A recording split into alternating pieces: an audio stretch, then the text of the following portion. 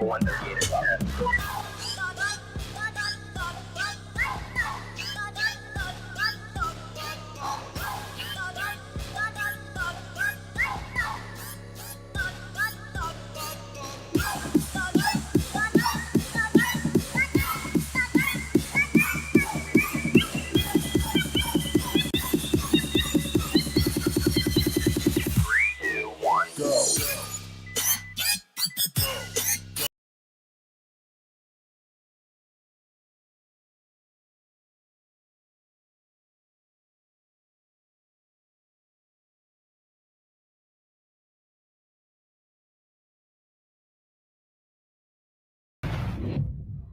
The boss jock has entered the building. You are listening to this.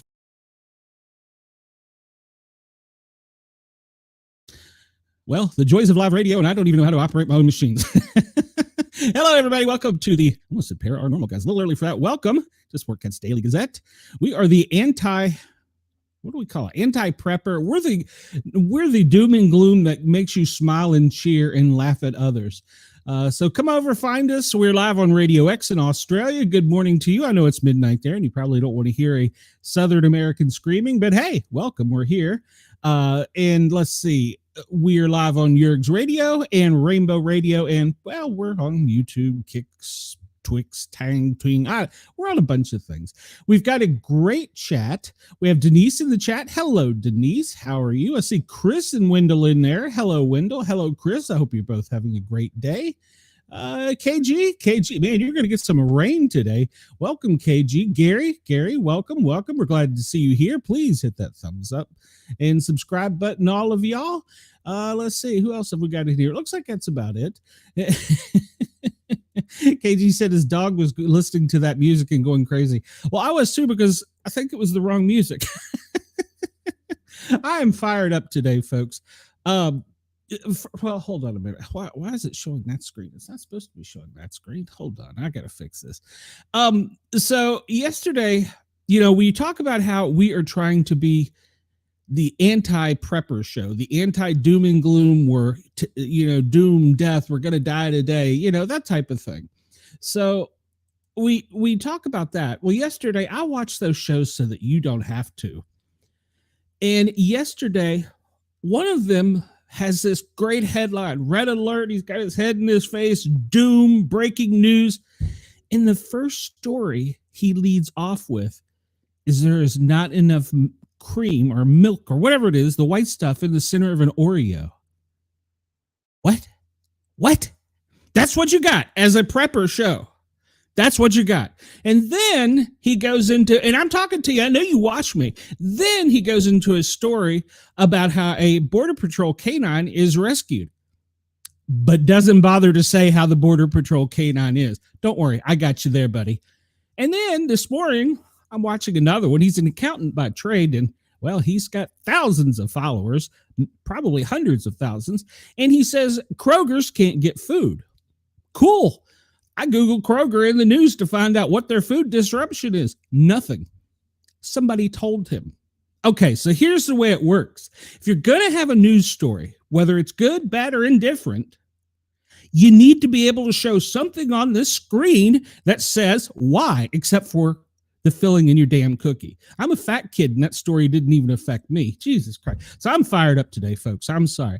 You just can't have a prepper show if that's the way you're going to be. If you're going to be all doom and gloom and the clickbait and the red alerts and the shit exploding everywhere, you lead with Oreos? That's what you got? God. The news was so good yesterday, the Canadian prepper didn't even have a show. The economy is up. Food supply is up. The stock market is up. What else do you want? It's no doom and gloom. And I will get into this later today, they lowered the DEFCON level. None of the prepper shows reported that. This guy did, and I'm also reporting it's been lowered. Oh, I'm fired up today. All right, so we start off today with, what is today? Today is International Hummus Day. What is hummus? Well, I don't know what hummus is. Somebody have to fill me in on that one. So, yes, KG, it has been pouring. You're going to get hammered. I thought the same thing, Denise. My mom bought those. I'm like, why would you bother? Let's see. It's Hamilton Day. It's National Apple Pie Day. Well, I'll take a pass on that one. I don't dislike apple pie. It's just not my favorite. National Fruit Cocktail. Fruit cocktail. Don't know that I know of a fruit cocktail. Children's Fallen Patriots Day. Today we honor the pain and sacrifice of children who have lost their parents. Well, that's a good thing. Cough Drops Day. Well, that's good. I'm probably going to need one today after screaming into this microphone. It's Harry Potter and Cursed Child Day. I got nothing. Pretty in Pink, Women's Whisperings Angel Wine Council event. Oh, apparently that's something that's taking place. I don't know. It's Fair Trade Day. Well, good news. We're getting deals on tariffs passed. Yeah, the economy's getting better. IEE Global Engineering Day. National Drew Day. Do I know a Drew? I got a fan that's a Drew. National Anita Day. I had a fire instructor named Anita. National Crouton Day. I prefer chips on it, like Doritos or tortillas. National Frog Jumping Day. Wow. My grandson was just scared by a frog over the weekend. We bring awareness to different kinds of frogs and their impact within our ecosystem. It's National Leprechaun Day. Okay. I don't want to find a leprechaun hiding anywhere here in East Tennessee. So it's Sex Differences in Health Awareness Day. Learn the differences in health conditions regarding different sexes. The Sex Differences in Health Awareness Day. Well, you know what? If you had watched last Wednesday's Paranormal Guys, you would have got a great lesson on that. So here's a note. Go back and check it out. It's Top Gun Day. I like that movie. I heard they were filming another one. It's Tulip Day. And today's birthday, it's Candace King. I'm not sure who she is. Oh, Vampire Diaries. Debbie Ryan. She was a singer, wasn't she? No, it says she was acting most of her life. Phelan Gubaya, reality star. Okay. Haru Frenchie's birthday. Well, Frenchie, happy birthday. Morgan Wallen. Well, you know what? He's from right here where I sit. Yeah, that's right. Morgan Wallen, it's his birthday. He'll probably have a drink or two. Quad Webb. Robert Pattinson's an inside joke if you're in East Tennessee. Stephen Colbert's birthday. Zen Shimda. Well, Zen, happy birthday. And Stevie Wonder, the iconic singer. Oh, well, happy birthday, Stevie, even though I believe Stevie has already left the building. I'm not sure on that, so I'd have to fact check that. You see, there it is. If I'm going to report it, I got to fact check it. So let's catch up in that. Oh, okay. Humus is chickpeas. Actually, like, what are they, freeze dried where they get crunchy and they put like ranch powder and spicy pepper on them? Okay. And Gary says hummus is a spread from down under. Okay, cool. I have had it actually. Now I've had the spicy one, the chipotle one, now that I think about it. And Chris says a guy at the gas station just told him the world will run out of oxygen on Thursday. He seemed credible. Well, you never know. Tell him to call the Popular Report. Yes, I am trying like hell to get a show war going. So, and Wendell says, as long as we have trees and grass, we will have air. Oh my God, y'all just reminded me of another story they covered yesterday. So Britain is talking about, and I've seen the articles, I haven't reported them. They're going to put clouds up to block the sun so that it will lower the temperature in global warming. But the science says that will kill the plant life. And it's a Bill Gates idea, by the way.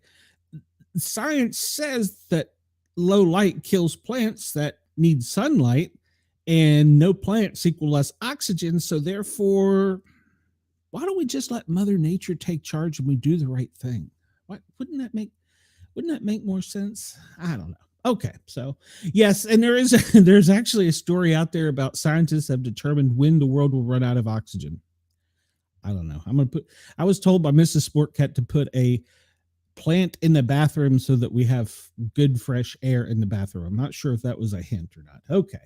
National Crouton Day. We covered that. Fruit cocktail. That makes more sense. That's like I thought you were talking about some drink. Okay, fruit cocktail. I like that. Apple Pie Day. Mom makes a mean apple pie. It's National Frog Jumping Day. All right, well, that's all they got. And I was playing with my grandson when I used to be in East Tennessee, and I was trying to teach him how to jump like a frog, but that was a lifetime ago. All right, so historical events. Oh, May 13th. It was yesterday for you guys, I know, down under. Historical events, how Australia was born. In 1787, the first fleet headed by Arthur Phillip set sail with 11 ships of convicts for Botany Bay, Australia. Well, then, all right. That news I did not know. That I did not know. All right. Well, so Arthur Phillips brought some convicts and dropped them off in Australia, where pretty much everything is trying to kill you down under, my friends. I've heard that you walk outside and a plant will kill you. So that's something started in 1787. I think my family members were on that. In 1830, the Republic of Ecuador is founded by Juan Jose Flores as president. 1940s, Winston Churchill says, "I have nothing to offer but blood, toil, tears, and sweat," in his first speech as prime minister to the British House of Commons. That should be my mantra here at the Sportcat Daily Gazette. I have nothing to offer but blood, toil. I need to Google that to make sure I understand the meaning. Tears and sweat, because I'm fired up over the Prepper podcast. Jeez. 1981, Pope John Paul II was shot and critically wounded by Turkish gunmen. And that was in St. Petersburg Square, Vatican City. That was after they built the Pope Mobile after that, the square boxy thing. 1989, 2,000 students begin a hunger strike in Tiananmen Square, China, to force a dialogue with the government ahead of a visit by Soviet leader Mikhail Gorbachev. Today in history, the final episode of Frasier on NBC Air, but Frasier's back on the air. Frasier, at least it's on pay-per-view. I've seen it. 1767, Wolfgang Amadeus Mozart's first opera, Apollo et Hyacinthus, that's probably wrong, written when he was 11. He was a genius, by the way. 1950s, the first ever race of the Formula One World's Driver Championship at Silverstone, England. It was won by Giuseppe Farina of Italy in an Alfa Romeo. All right. Let's see what else we have today in history. We'll just skim through. 1568. Good Lord, we're going back a day or two. Mary, Queen of Scots, is defeated by the Scottish Protestants. All right. She was defeated at the Battle of Langside in Glasgow at just 6 days old. Mary became Queen of Scotland after the death of her father, King James V. Raised in France, Mary returned to Scotland to claim the throne after the death of her husband in 1567. Mary married the Earl of Bothwell, enraging the nobility and forcing her to abdicate the throne. In 1568, she returned to Scotland with an army, but was defeated and forced to flee to England while under the protection of Queen Elizabeth I. Mary was executed under suspicion of concocting a plot alongside other Catholics to murder and overthrow Queen Elizabeth. All right. Well, were the Catholics bad? 1607, settlers arrive in Virginia. This is more like where my family come. The first 100 settlers arrived in Virginia as the first permanent English settlement in America. Jamestown posed many challenges for its occupants, including attacks by warriors from the local Algonquian Confederacy.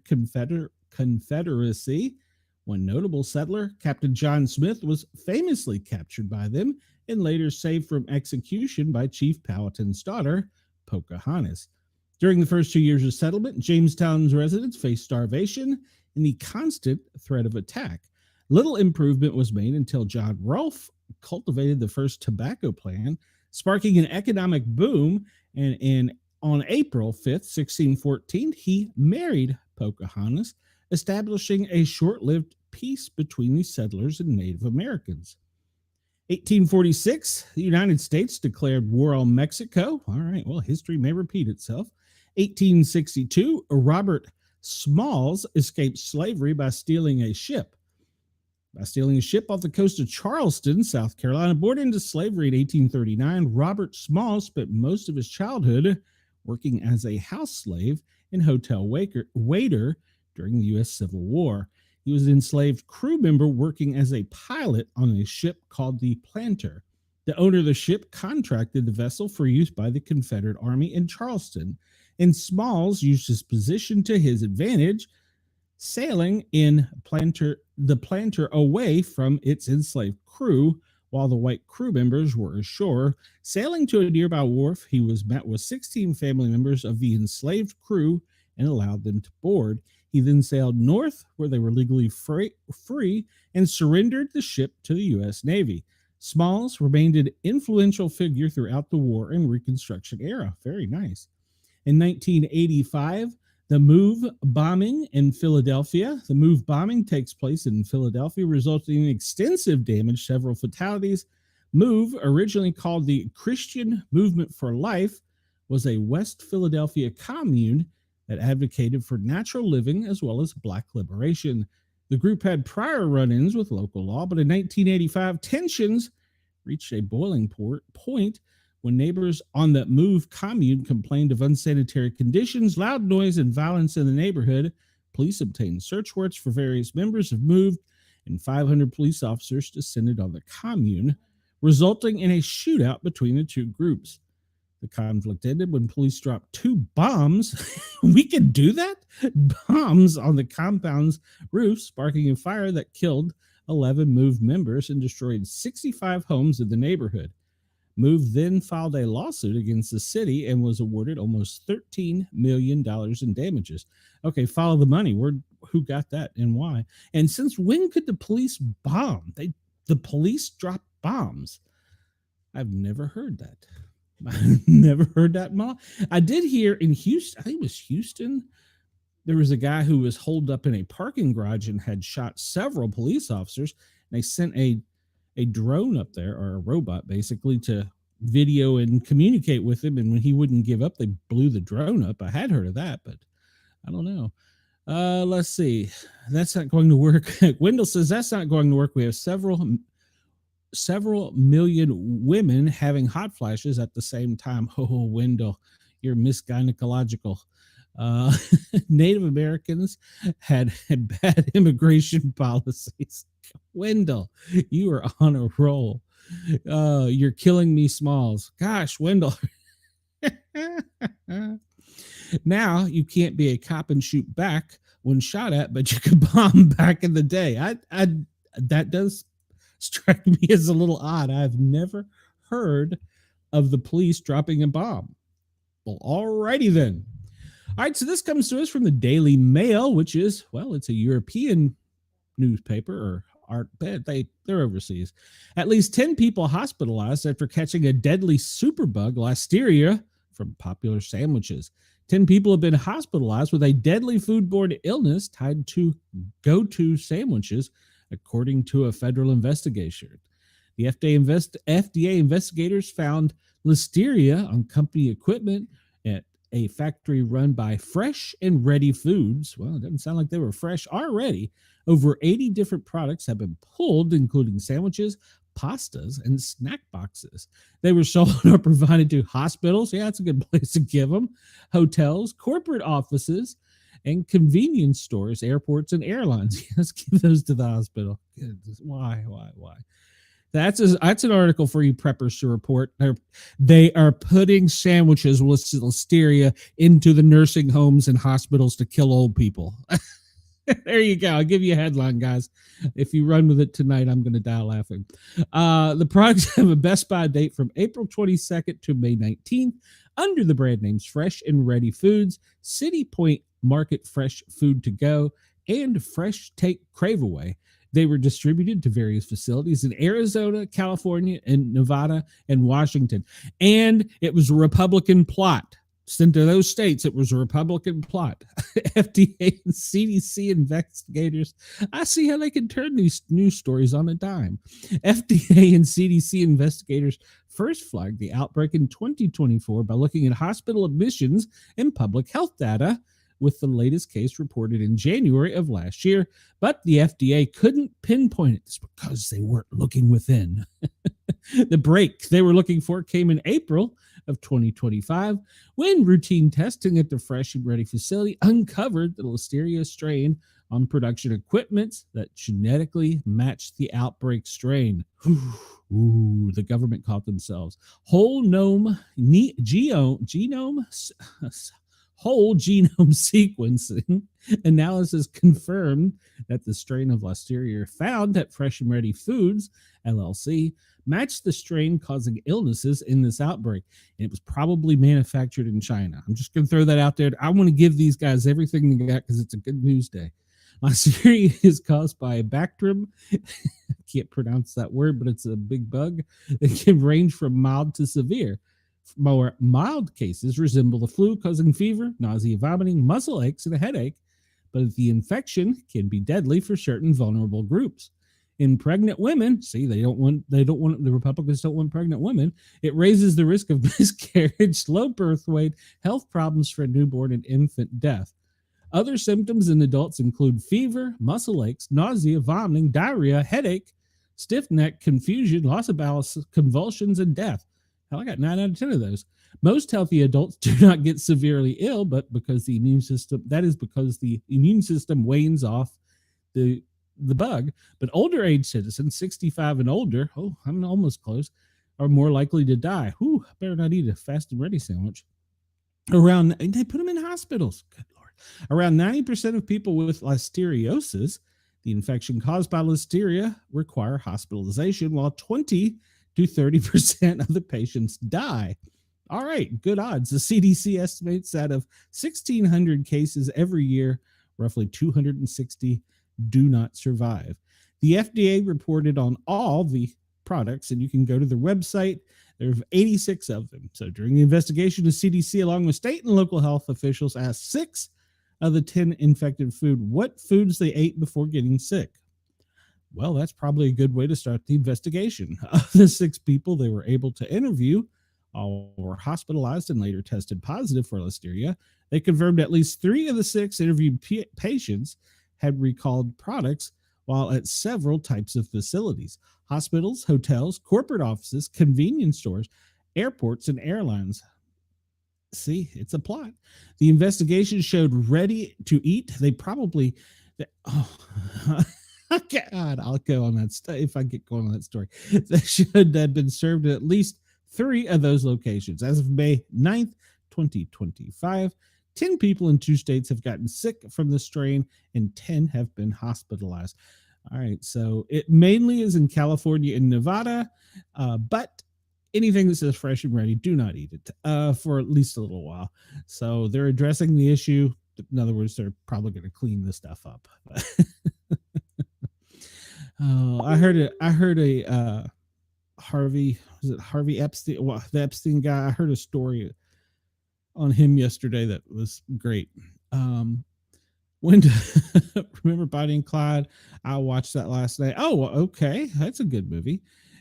And Wendell says it didn't end well for them. Listeria sandwiches never killed people until Trump took office. I'm telling you, they need to run with this story. Massive 7-alarm fire continues to burn at a vacant Baltimore mattress warehouse. Andy, where were you?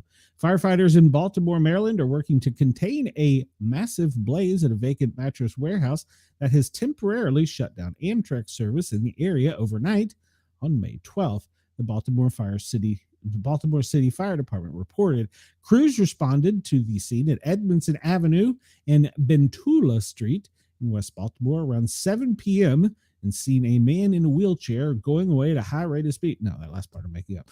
On May 12th, Fire Chief James Wallace told reporters outside the building. It was initially categorized as a 4-alarm before being upgraded to a 7-alarm later in the evening, according to social media statements. About 30 residents in the area were moved as a precautionary measure. 200 firefighters fought the blaze, they told reporters.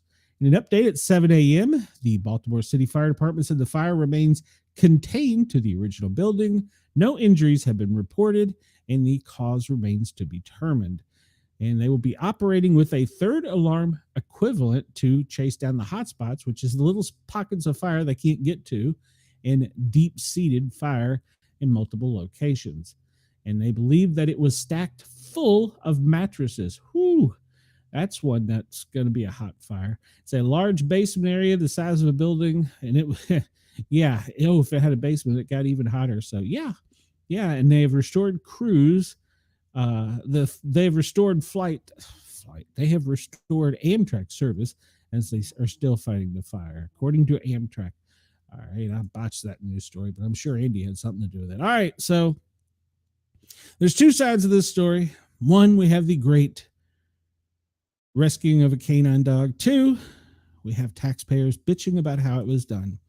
So, a U.S. Border Protection Control helicopter landed in the middle of a street, and it had picked up and taken a dog that was bit by, I'm getting ahead of myself, I'm showing you the video, was bitten by a dog, and people are complaining at the resources used to rescue the helicopter. All right, so you saw the helicopter. That's all we need to show on that.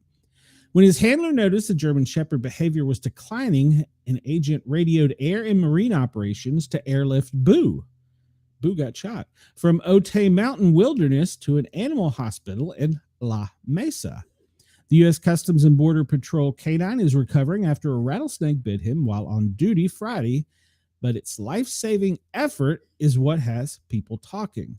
Boo was out there doing his job, tracking a group that crossed illegally, and unfortunately, he got bit by a rattlesnake, said Customs Border Patrol agent Estefany Solano. When his handler noticed Boo, his behavior was declining, he radioed Air Marine Operations to airlift Boo from Otay Mountain Wilderness to an animal hospital in La Mesa. We saw a helicopter come up in the sky, basically just hovering down, and we were kind of perplexed by it. So we followed it, and it landed over there. It's just the person that took the video. And traffic come to a complete stop. Yeah, they had the police shut down traffic on all four corners, and they conducted the rescue operation. I just saw the helicopter drop briefly. The guy runs with the dog in his hands. It was German Shepherd, and he started running at us. Traffic was halted north, south, east, and west. One driver jumped out of her car and captured the moment, which is what we saw. The dog was panting. It was kind of sad. Solano said 2-year-old received anti-venom and is recovering. He is stable, and hopefully he'll be back to work soon. Boo's handler is grateful for all the support they received from the community. Our canines are very special to us, so we're very proud, very happy that San Diego was able to support and be concerned about our agent. Boo has been working with his handler for 2 years. Boo, get well soon. Get back on the job. We love you, Boo. So there were people bitching that we wasted taxpayer money for that. And by the way, the person that ran the story about Boo, he didn't name his name. He didn't want to identify it. Didn't follow up today with saying how Boo got. Boo is in stable condition. Boo's getting back to work. We're with you, Boo. I support you, Boo. All right, this one comes to from my home area. Escaped Clayton County inmate stole the officer's keys when she fell asleep. Ooh. Clayton County, Georgia, an inmate who managed to escape from Clayton County Hospital on Saturday got free because the officer fell asleep, the sheriff's office confirmed.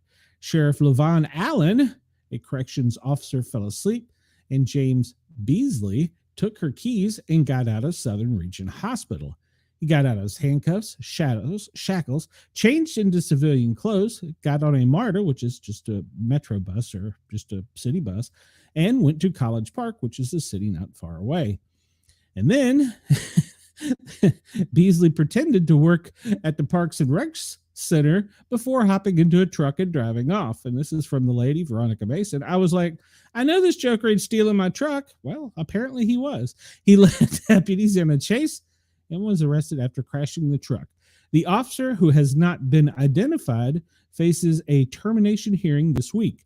Now, side note, Clayton County, Georgia is on Patrol Live every was it Friday and Saturday night from like 8 until midnight or something like that. I'm sure this will come up there, but yeah, that's you don't fall asleep on duty. And she could be having a rough, whatever you call it, shift. And I feel sorry for her, but you got to stay awake if that job. So wisteria grows on a vine in the yard, according to Wendell. Okay. Flip what I said. It's cheaper and morally correct to save the dog. Yes, it is. Did you say something up there earlier, Chris? All right. RFK Jr., well, our Health and Human Services, he took his grandchildren to a contaminated DC Creek for a swim. Seems like a great thing to do there, RFK. Health and Human Health Services Secretary Robert F. Kennedy Jr. went swimming in a DC Creek Sunday despite a years-long warning against wading in the contaminated waters. Oh, wait for it. It gets better. Kennedy posted on X that he and several family members, including his grandchildren, hiked in Georgetown's Dumbarton Oaks Park on Mother's Day. He said that he and his grandchildren swam in Rock Creek there, posting pictures of himself completely submerged in water. I'm not going to show you that because, well, you can find him on X. Kennedy's X post earned itself a community note attached to it stating, swimming in Rock Creek is dangerous and prohibited by the National Park Service as the creek contains dangerously high bacteria level. The National Park Service has explicitly said swimming and wading in Rock Creek is not allowed due to high bacteria levels that are hazardous for human health. And this gets even better. DC Water has also warned that heavy rains, you're getting some heavy ones right now, combined with sewage systems overflow, often sends waste into Rock Creek and other district waterways. Swimming in DC waterways has been illegal for decades due to poor water quality from the stuff that ran off, the sewage that ran off. So they have been scheduled. Recently, events have been scheduled for swimming the Anacostia River, but are often canceled due to floating sewage. I need a poo sound. All right, so see, there you go. I'm fair. I've went after both sides now. RFK, what the hell are you doing? Swimming? All right, this is a story that only one prepper reported, and very few mainstream media news coverage was about it. Among the first Afrikaners, refugees accepted into the U.S., 2 families are headed to Iowa. They landed in Dulles yesterday, and my buddy Penguin 6 was there to get some photos. The first group of Afrikaners granted refuge status by the U.S. have arrived in the country. On Monday, the white descendants of mostly Dutch colonizers of South Africa flew into D.C. on a chartered plane. It was an Omni flight. You can look it up on the FlightAware program. Among them were 2 families headed to Idaho for resettlement. The local chapter of the U.S. Committees for Refugees and Immigrants will help 9 refugees settle in Twin Falls.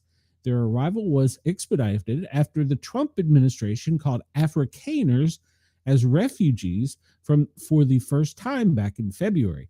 The president's executive order came a few weeks after he halted all other refugee admissions.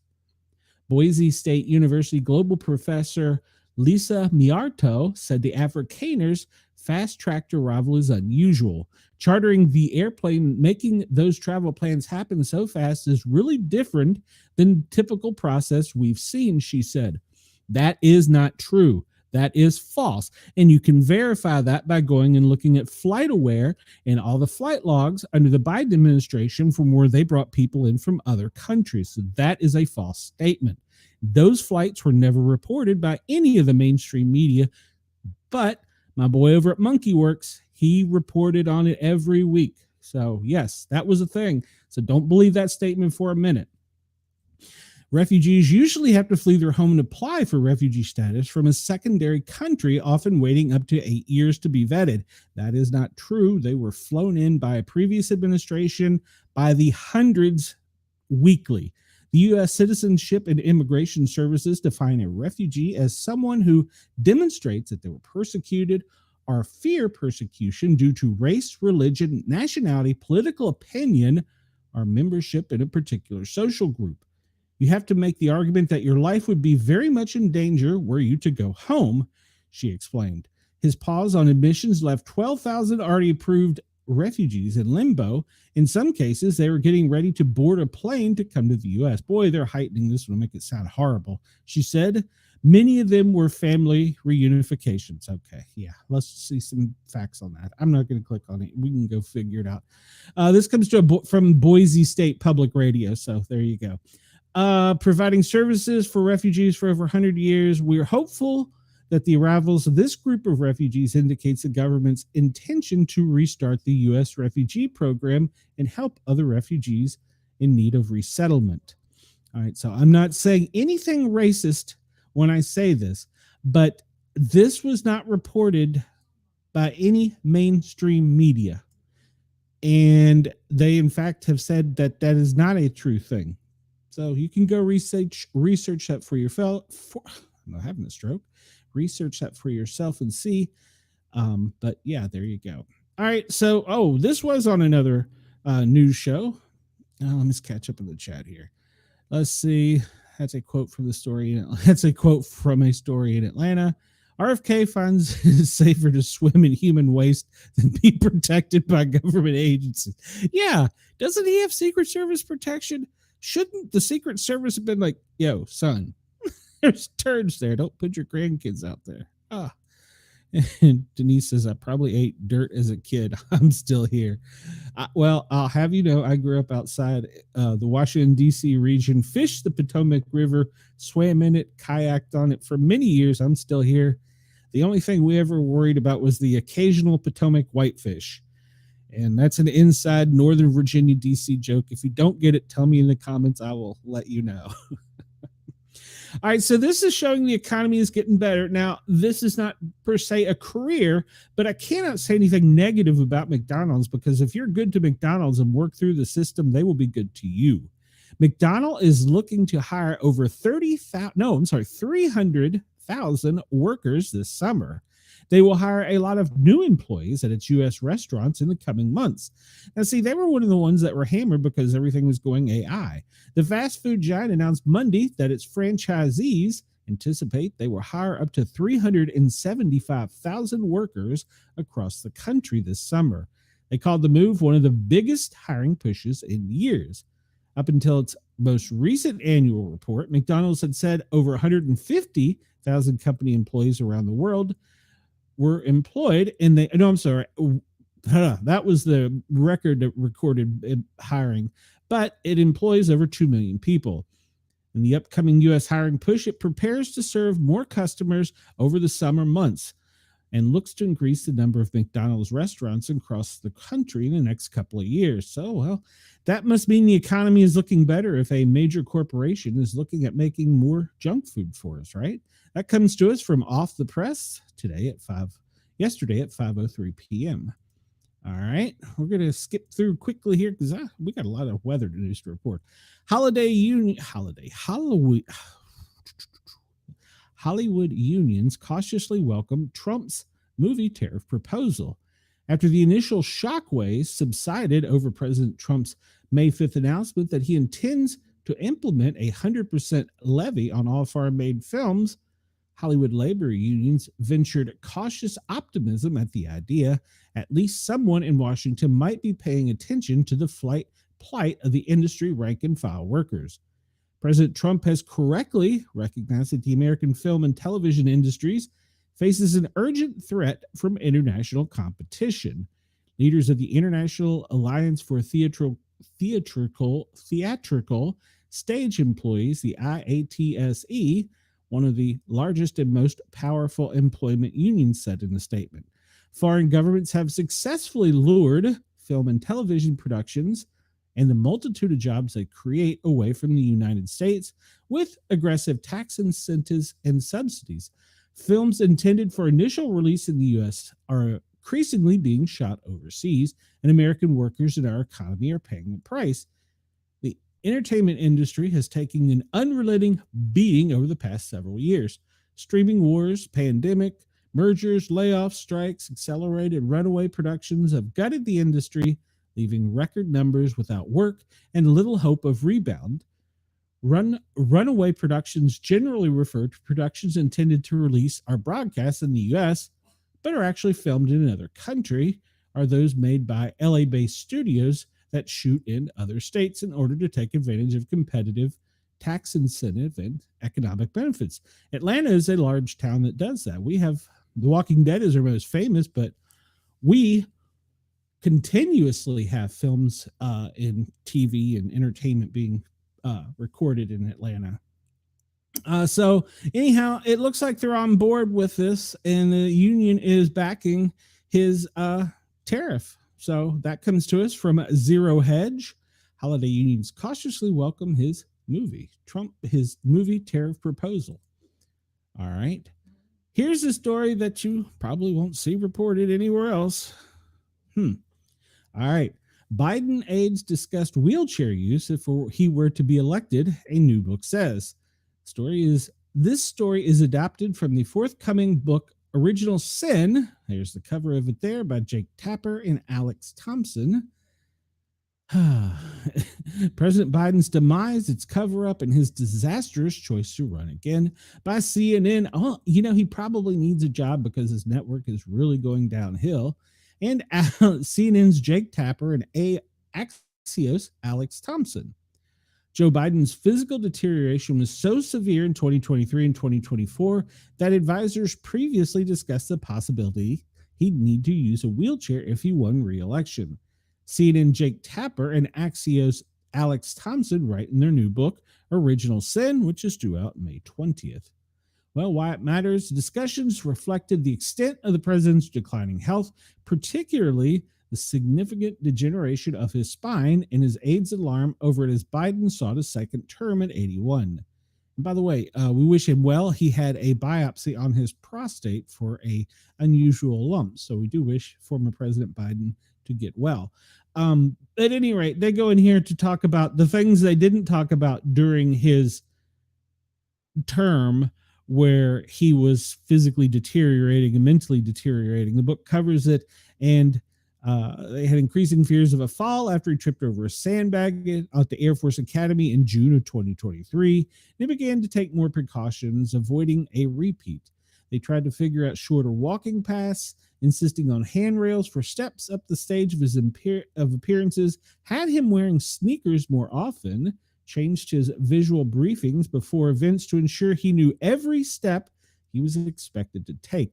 That's not necessarily 100% untrue, because they will usually put on gaffer's tape. So, I can kind of give a buy on that one a little bit, because I'm sure today when Trump is overseas, there's probably plenty of gaffer tape that can't be seen on film where people are told to stand, because certain events are lined up to precision, to who walks to who extends their hand first, who shakes with one hand, who shakes. It's a big pomp and circumstance thing. So the tape thing, I can kind of overlook. O'Connor's staff sometimes quipped that they were trying to kill him while he was trying to keep him alive. Okay, let me rephrase that. We'll start up here with this bullet point. O'Connor had privately expressed concern about the toll the presidency was taking on Biden's health. The doctor often argued with Biden's political officials to get more rest time into his schedule. O'Connor sometimes quipped that the staff members were trying to kill him while he was trying to keep him alive. Now, he was on his favorite show, The View, the other day, and he had several sentences that are being quoted by other shows. I'm not going to. You can go hear them. They were incomprehensible, and they brought Jill out, and she did the talking. Personally, I think she should be charged with elder abuse, but that's just my opinion. So if you want to check out this book, it comes from CNN's Jake Tapper and Axios' Alex Thompson, talking about the decline of the Bidens during the administration. Nobody will push the finger on either his son or his wife. Flip-flop. Whoa. The View host approves of the new pope after learning he has black ancestry. Ooh. The View host, Sonny Hostin, who criticized the newly elected Pope, Leo the whatever that is, on Friday because his view on marriage and LGBT community aligned with Catholic Church's traditional teachings, and appeared to reverse course after learning that he had black heritage. She often Houston, who has often touted her own devout Catholic faith in spite of her support for abortion and other social issues not embraced by the church, said it was a chef's kiss moment when she learned that the Pope Leo, formerly known as Cardinal Robert Prevost from Chicago, had Haitian and Black roots. There's one other thing that's also very interesting to me, because President Trump, as you remember, called Haiti a certain type of country. She began recalling Trump's assertion that Haiti was a S-hole country. As it turns out, our new American Pope has Haitian and Black roots, so we actually have a new Black Pope. Huh? What? Apparently, it's like a chef's kiss for me. So apparently, both of his maternal grandparents are described as Black, Haitian, or mulatto in several census documents. And on their marriage license, his grandfather's birthplace is Haiti, listed as Haiti. Her birthplace is also listed as New Orleans. They were identified as people of color. In 1920, they migrated to Chicago. The census reflected their race as white. Okay. So I'm loving everything about this new Pope. Coast Anna Navarro interjected. So I'm loving it. I'm really enjoying it. She agreed, and it's good to have a Black Pope. Now, I also saw a news report where he said he did not identify as a Black Pope. You can go Google that yourself, but I read that headline somewhere else. Just 3 days earlier, during Friday's broadcast of the ABC Midday show, Austin raised her concerns about Pope Leo, primarily citing his previous statements on LGBTQ plus community. I'm a little concerned about this choice for the LGBTQ plus community in 2012. He gave an address to bishops, and he lamented the popular culture fostered and sympathy for beliefs and practices that are at odds with gospel. And that's a quote, she complained. And then he cited the homosexual and alternative lifestyle families comprised of same-sex partners and their adoptive children. Well, the article ends there, but apparently he didn't like it. But now she likes him because he's the first Black Pope, even though he doesn't identify as a Black Pope. I don't know. I just read it. So this one comes to us from Zero Hedge, and the title is Who Capitulated? I said that big word. Let's see, catch up here on this.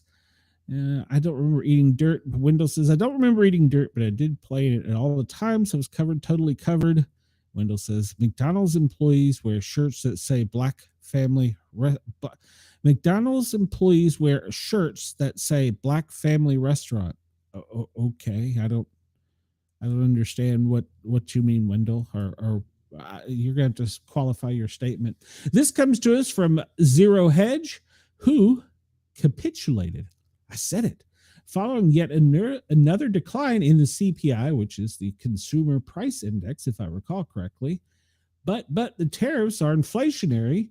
The S&P joined the NASDAQ 100 in the green year to date, erasing all the panic puke end of world prognostication.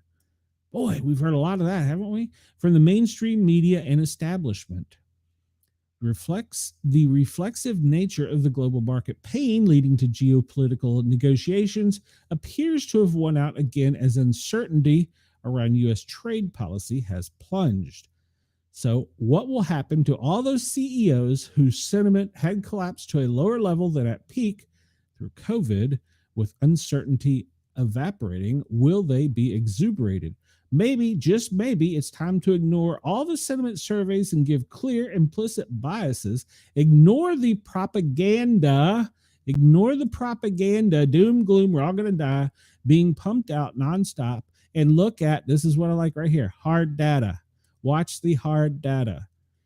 If, according to all mainstream media, China would not engage in trade talks without complete tariff surrender. Okay.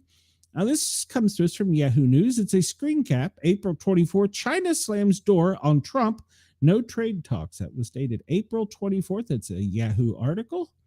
And in this one here is, who is this one? CBS News. CBS News says China says there are no negotiations with the Trump administration. And that was dated April 24th as well. And then on April 24th, Chinese delegation secretly meets with Gazette in basement of the IMF to usher in the Geneva talks. Chinese delegation spotted entering Treasury Department, demands photo to be deleted, according to the report. So China is demanding that these photos be deleted, showing them entering the Treasury Department to negotiate. And if you recall, you can actually leave the White House and go to the Treasury Department and never go above ground or never let the media know. It all started with a secret meeting 3 weeks ago in the basement of the headquarters during the group's spring meeting.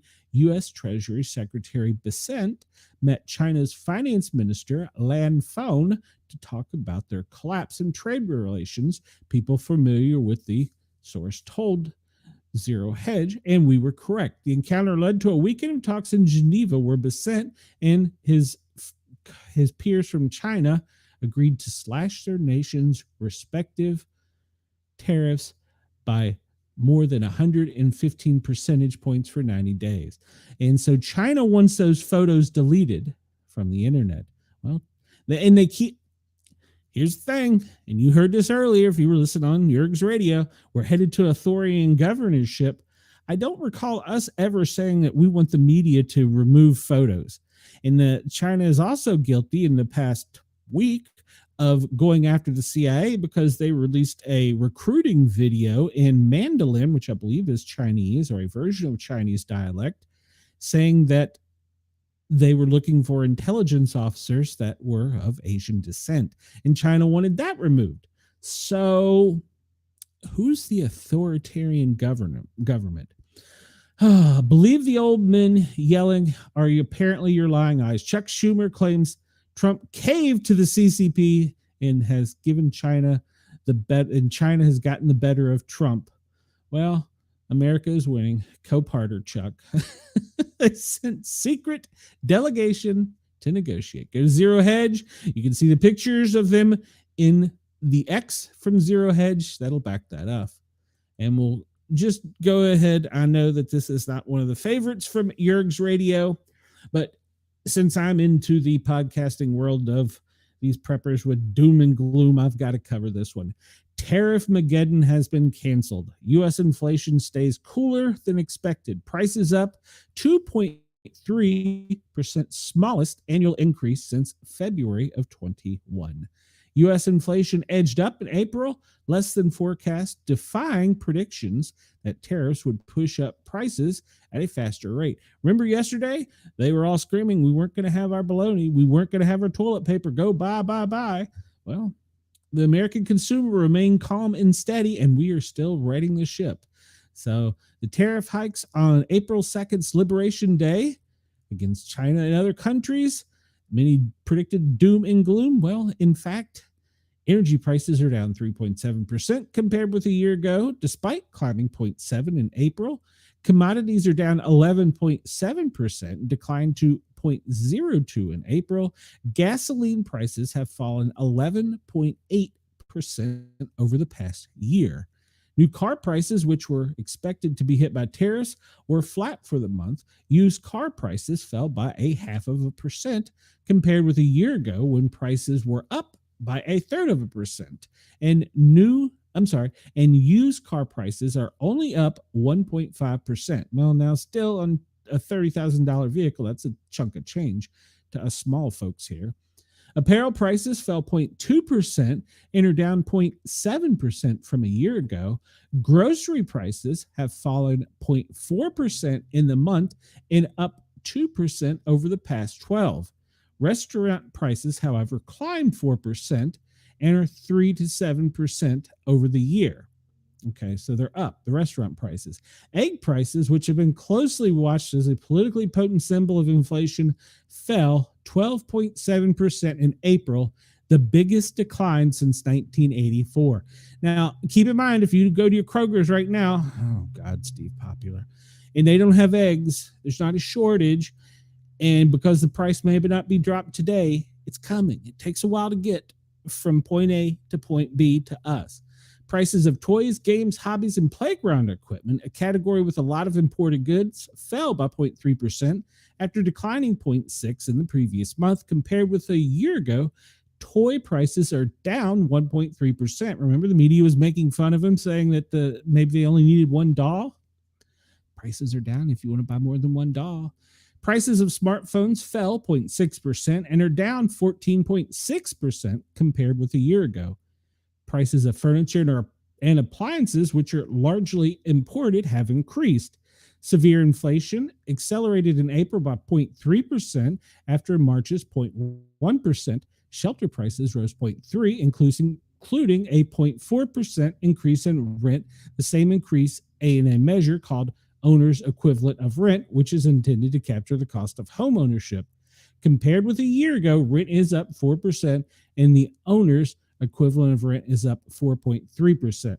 Well, that the real estate market is separate, because when it crashed and people were getting out, there was a lot of larger companies buying them, and they're holding them for higher rates of money to people. We're going to have a 2008 collapse. I think it was 2008, the Bush real estate crash. We're going to have that again. So, I mean, don't think that we're not. That come to us from Breitbart. So, all right, real quick, because we're running out of time. The Chiefs super fan. Do you remember this story? Well, he's a super fan, and apparently, well, he went on a streak of robbing banks, and he has been caught and he has been prosecuted. He's going to serve a 32-year sentence in state prison for robbing Tulsa area banks, a sentence that will be carried out after he finished service time in federal prison. He appeared in the Tulsa courtroom, apologized to the court and the victims in the December 2022 of the Tulsa Teachers Credit Union in Bixby, Oklahoma. So he has expressed sincere remorse and takes responsibility for his actions. He's facing 17 years in federal prison for a series of 11 bank robberies across 11 states. Oh my. And the robberies were also the result of his gambling addiction. I do remember that. So he's going to have that, and then he's going to serve 32 years to run concurrently with his federal sentence, which means after he is released from federal prison, he'll be transferred to state custody and serve out his remaining 14. So how old is this fella? He probably going to get to see the NFL again. So too bad, so sad. This is really a weird headline. It comes to us from Off the Press, and this I'm going to follow up on. The NCAA president is open to Trump's possible sports commission. And the reason that this is really a big deal is because if you follow sports, well, college sports, there has gotten to be basically, for lack of better words, a pissing contest amongst colleges, who has the most money, who can get the most talent. So essentially, they're buying the players to get the championships. So the student player used to be awarded scholarships, and of course, we all know secretively they were given things on the side. But now it's gotten so out of control, they can negotiate salaries from colleges. They can get deals from Nike, from Under Armour, from anywhere, from a milk company. And it's gotten to the point where it's no longer going to be competitive. It's going to be who can afford the best player, which is not the way it should be, especially in college sports. So, all right, so we'll keep an eye on that headline. It's not something you all are normally interested in, but I wanted to just kind of bring it up on the forelight here. Let's see. Does the Vatican consider him as black? Wendell, I believe there's a headline article that said that he did not consider himself a person of color. Wendell says, I know that shirt means black family owner's last name is black, but if you don't know that, you would think it's just racist.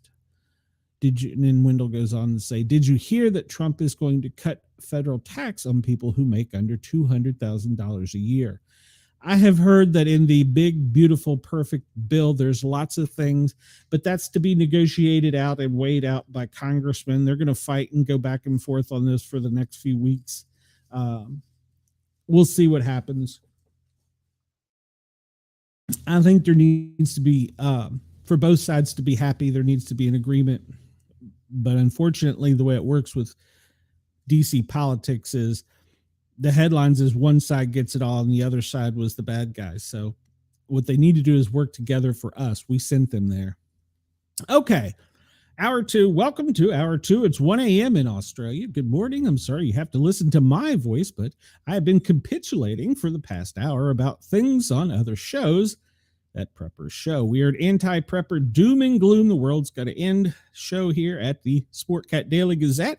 We are live on Radio X in Australia, Yerg's Radio in the Tampa area. Well, actually, it's a worldwide thing now. Yerg's is international, and Rainbow Radio, and as well as several other things on the internet. If you want to come over and join the chat, we have a great group of chat members. And jump in. The para are normal. 3 words, para are normal, and guys with a Z, and join the chat. What we do usually in the second hour is we talk about the president's daily briefing, what's going on with him and in the world. We give you all the news and weather without the secret squirrel stuff. If you want to call and give me the secret squirrel stuff, hey, I'm open for it. All right, so this is FEMA's daily operations briefing dated Tuesday, May 13th, which is what it is here in America. And this was presented to him, probably wired to him, at 8:30 a.m. Eastern. Currently, there are no significant events or ongoing operations and no new declarations. However, hazard monitoring, heavy rain, flash flooding, southeast, mid-Atlantic, critical fire weather, we talked about this, in southwestern, northern plains, and the upper Mississippi Valley. And no significant events. And there will be one popping up here in the near future. We'll look at the national weather forecast more in depth when we go over to the national briefing from NOAA. But as you can see out in the west, well, that cold front is coming ashore, and that Yankee dander could be falling in Washington, Oregon, Idaho, Nevada, and California, parts of Utah and Wyoming as well. And then for the rest of the country, on the east of the Mississippi, well, you can anticipate rain or thunderstorms, some quite intense and possibly tornadic along the Carolina coast, all the way inward in Virginia to West Virginia up to Pennsylvania, back around the Delmarva coast, and back around encompassing DC. DC does not normally get any type of tornadic activity, but do not rule it out. Wednesday, the storm is still going to be pounding the East Coast. In that upper level, if you remember yesterday, we talked about it was almost like a tropical cyclone. That wind is going to be convectionally pulled back to the west, and the water vapor carrying it, that's going to carry that rain all the way almost across the entire length of the country. And there it's going to be met with the front coming in from the west, from Canada. That's going to cause some severe weather and critical fire weather up in the Midwest, in the Great Plains up there. So, and then Thursday, well, pretty much from the Carolinas up through New England and back across is going to be rainy. So, all right, we'll get to most of it here in a minute. There you look at your severe weather outlook. Marginal, they've actually changed it. East Tennessee could be under the gun later tonight. Marginal risk for the Carolina coast inland and Virginia. And then Wednesday, you're still a marginal risk with the severe weather possibly being into the Midwest and expanding Thursday out into the Ohio Valley and further points east. Now today, critical fire weather in the Midwest and in the Southwest. So if you have open flames, please be careful. And then the hazard weather outlook, where they're predicting high winds coming down as this front comes across into the Great Plains, down into the Chicago, Ohio Valley, and then severe weather is potential for that area on Thursday or Friday. And then hazardous heat, and we'll talk about that in the Texas area. So FEMA is currently still working to directly repopulate 10 housing missions, and currently they are working 25 field offices, 75 major disasters, plus 11 emergency disasters. These can still be administrative issues. As far as writing checks, it doesn't necessarily mean boots on the ground, but there are basically 75 cases open. So you can go get all the technical data from FEMA on their website, FEMA.org, I believe it is, and get the scoop. All right, so yesterday we covered how this president's briefing is a little, almost fell out of the chair, is a little different than the normal one because we're starting at a much different time. So Monday, we know that he left Joint Base Andrews. He went to the UK, and then from there, he's going to the Middle East. So these times reported are Eastern time. 2:45, he arrived at King Khalid Airport, which is 9:45 a.m. local there. And he was only allowing pre-credentialed media. Actually, I shouldn't say he. That would be the Saudi government. At 3:10, he will depart there and go to the Ritz-Carlton, and where he will stay 30 minutes, or he will take him 30 minutes. At 3:40, he'll get there. And then at 4:50, I'm assuming this is a bathroom shower break. But I don't understand it because it seems to me they have all that on Air Force One. I don't know. He's going to be at the hotel for an hour, and then he's going to be back out on the road at 4:50 a.m. local, which is 11:50 a.m. local time. So he's going to spend about an hour at the Ritz-Carlton. And I've already seen the media reporting that he's sleepy. Well, it's called jet lag. So he's going to arrive in a royal court at 4:55 a.m. Actually, I should say these have already occurred. 4:55 a.m., he arrived in the royal court, and he had his out-of-town travel pool with whomever was with the other government. And there's going to be a meeting there, and it's going to be with the out-of-town travel pool. And he's participating. He participated at 5 a.m. in a Saudi state visit. 8:05, he arrives back at the Ritz-Carlton. This is 10 a.m. He arrives there, rather. And then at 9:35, he is departing there en route back to the airport. So he's only going to be there for about, an hour, 25 minutes, an hour and a half. And then he arrives at the airport or the International Conference Center at 9:48. He did arrive at 9:40 a.m., which is 4:40 local time. And then he participated in a investment forum, which is at 4:45 local, 9:45 a.m. And then 11:20, he is departing there to get back to the hotel at 11:25. And then at 12:50, so what is that? Just an hour, 20 minutes-ish, he's going to go back to the airport. So I'm sorry, no, not the airport. He's going to have a meeting at the World Heritage Site at 1:10 p.m., which was an hour ago, which was 8:10 p.m. local. 1:15 Eastern, he participated in a dinner, which was 8:15 their time. At 3:05 today, he will go en route to the Ritz-Carlton, and at 3:25 p.m. our time, 10:25 p.m. their time, he arrives at the Ritz-Carlton, and they're probably putting a lid on him. We do not have his schedule for the day after. So he's having a busy day. I've seen some press reports saying, oh, sleepy Don. It's called jet lag, people. I've experienced it. We've all experienced it. So get a life. All right. Catch up in the comments real quick. Wendell says, we've been having storms every night. Welcome to the South, Wendell. Welcome to the South. Pop-up thunderstorms. All right, so DEFCON warning system, public statement, level blue. If you remember yesterday, I reported that it was raised basically Friday in the late afternoon, and now they have lowered it. I'll read the article, but no one else reported this that I could find. No media, no prepper show. Nobody reported this. So this is me and me only. And you can go find this at, what is it, DEFCON warning system. You can Google it and come up with it's the World Nuclear Public Threat Advisory System. The DEFCON warning system has officially lowered its alert status from yellow, condition 3, to blue, condition 4, effective immediately. This article came out May 12th, which was yesterday, so it must have come out after we were on the air. The decision follows significant developments in the ongoing situation between India and Pakistan, which prompted the alert level raise. As we reported, tensions between the two nuclear-armed nations reached a critical point with active hostilities along the line of control, missile strikes, and combatants between both sides. The DEFCON warning system raised its level to yellow during this period to advise the public. Notice nobody advised the public with this guy to remain cautious and informed given the heightened risk of escalation. And if you click on this, it shows you the nuclear countries and their different levels.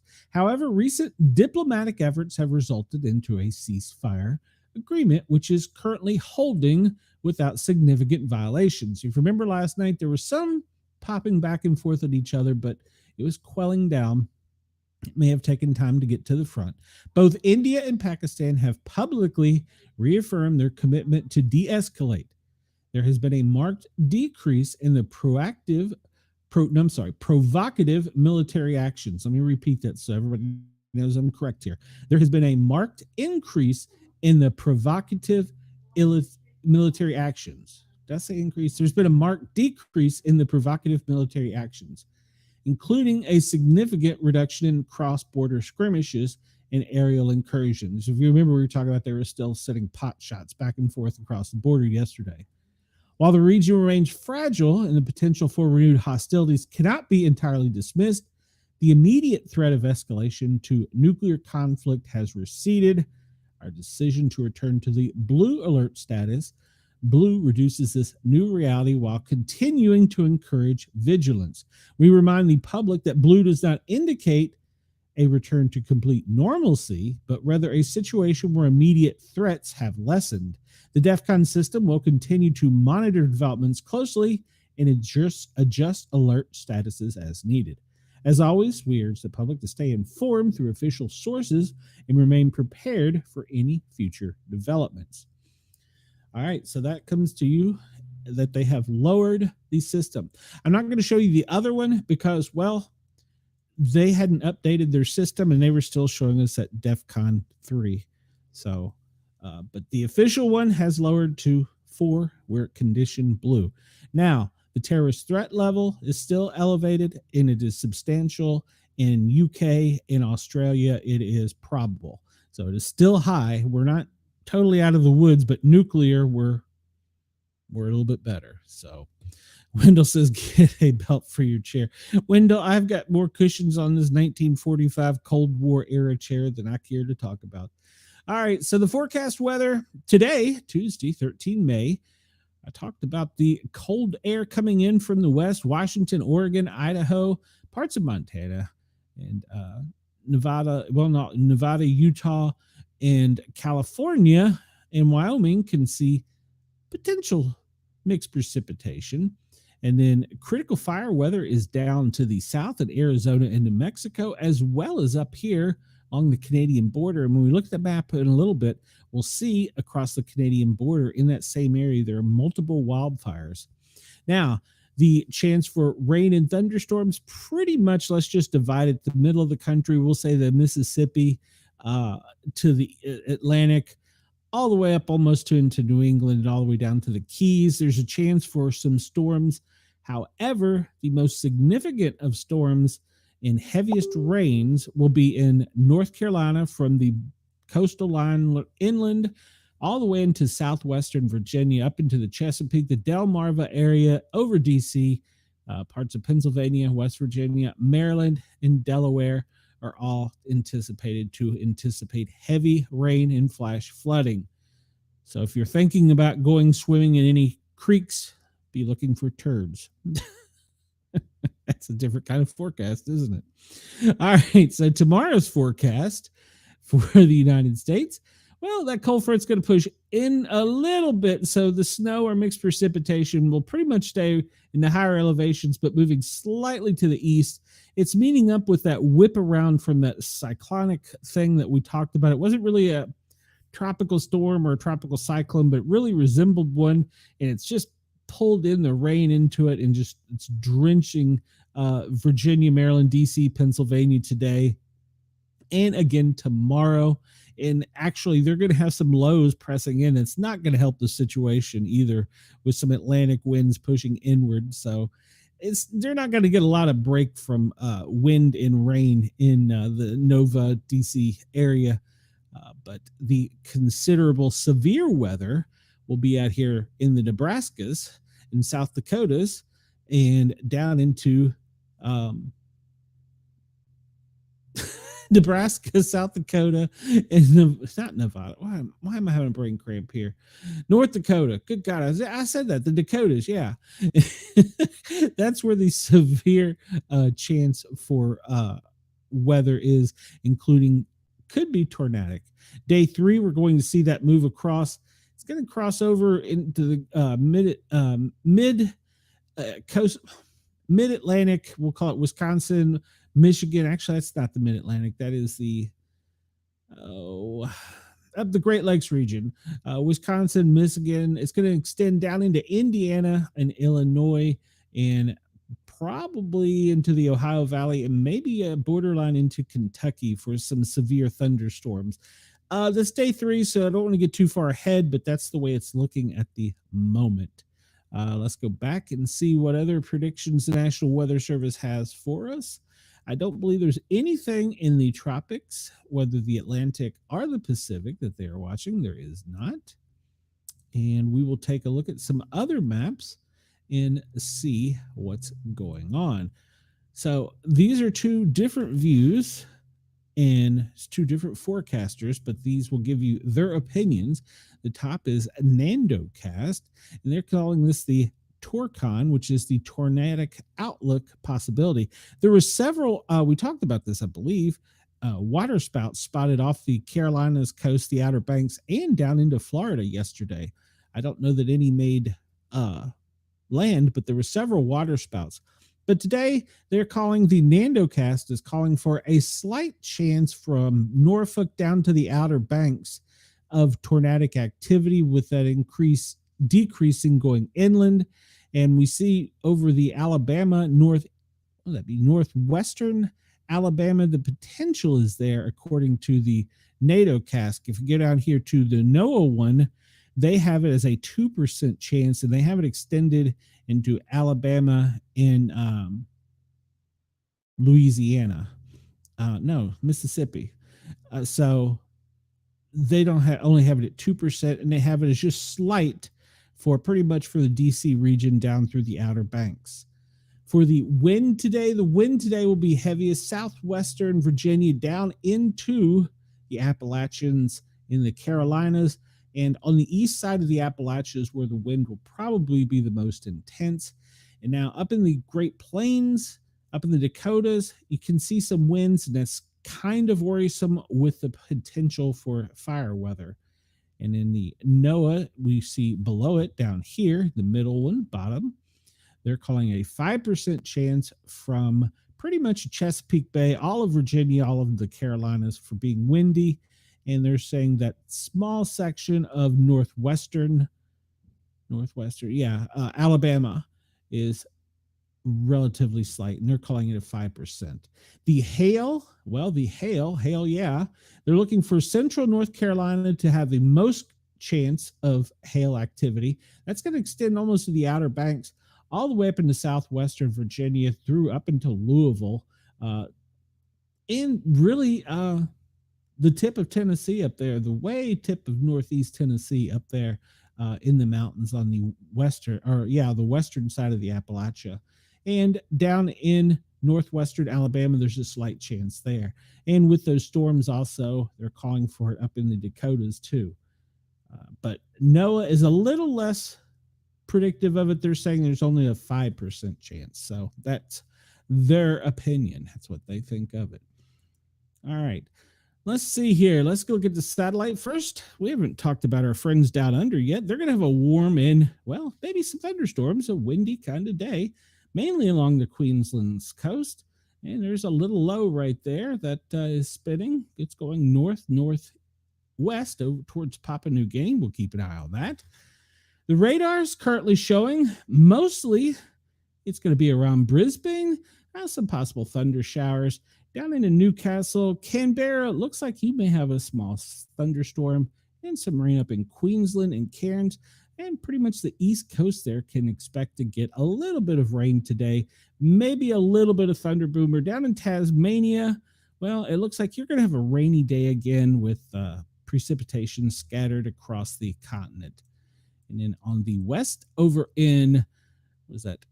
I'm gonna have to learn to pronounce this eventually.